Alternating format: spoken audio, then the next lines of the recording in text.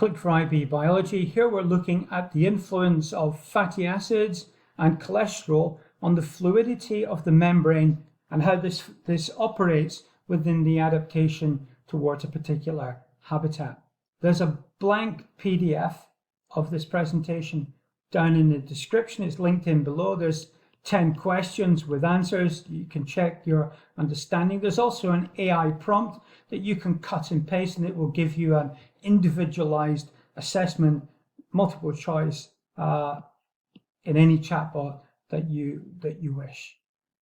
So let's take a look at this fatty acid feature to start with. So fatty acids first and then cholesterol second. Now within the fatty acid structure, we're referring to the fatty acid tails on the phospholipid head. So there's the phospholipid, not concerned with that. It's these tail structures that we're concerned with. Now, if you've studied lipids already, then you'll understand the structure of these and you have an advantage. So if you haven't studied lipid structure, it's worth coming back to this video once you've done so. We can move forward, however, if we take this group here are the saturated fatty acids, and they have straight chains of fatty acids. The unsaturated fatty acids, column B, these are unsaturated, and notice how they have bends in them. And indeed, they may have multiple bends in them, and we would call that polyunsaturated, which may be a phrase that you've heard before in reference to lipids. Let's look at the impact of straight chain or bent chains on the cell membrane. So with straight chains, the membrane is able to densely pack, and this will decrease the fluidity, which gives it low permeability. If we have the spacing effect of the bent chain, then this will give us less dense, high permeability, and increased fluidity. Now, if we then take that idea to this generalized diagram here, where we have fluidity of the membrane is here and temperature is here, then we have this transition between low temperatures with low fluidity and high temperatures cause high fluidity. And the adaptation in general terms is that species operating in cold temperatures will have more unsaturated, which is B, this one over here, and species living in this type of high temperature environment with high permeability and fluidity, they will tend to have more saturated. So let's just go through that. If the temperature is low, this causes the phospholipids to densely pack.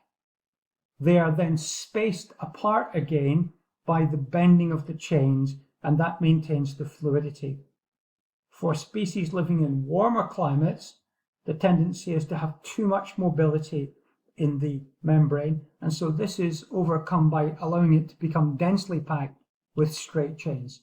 So this is the straight chain, and this is the branching chain adaptation. So it overcomes the low fluidity or the high fluidity of these membranes. One species that we could consider that's dealing with these issues is the Arctic cod, as shown here in this image, occupying the Arctic oceans above North America, Iceland, and Eurasia in this area here. And of course, so this is a species adapted to the cold. So we would predict that the problem faced by this species is that there would be low fluidity of their membranes, and therefore with low fluidity means that there's poor absorption. So the adaptation of the cod is that it will have highly branching lipids, and so there will be unsaturated tails. Indeed, there will be polyunsaturated, and that indeed is the case. Now, there's another trick that the cod can have, and that's the level of cholesterol which is present in its cell membrane as well. Cholesterol is a molecule which has an OH group at this end, but largely remains non-polar. So it's got non-polar here, and it's got this small polar group there. And then when we look at the diagram, we can see that the non-polar part orientates itself towards the phospholipids, and the non-polar part is in the fatty acid chains. Now, the influence of this operates at two levels to maintain the optimal fluidity of the membrane. At high temperatures, the OH group can restrict the movement of the phospholipids. But at low temperatures, which is what our cod had, lots of cholesterol in the cell membrane like this makes the whole membrane structure much less dense. And by being less dense, it has greater fluidity.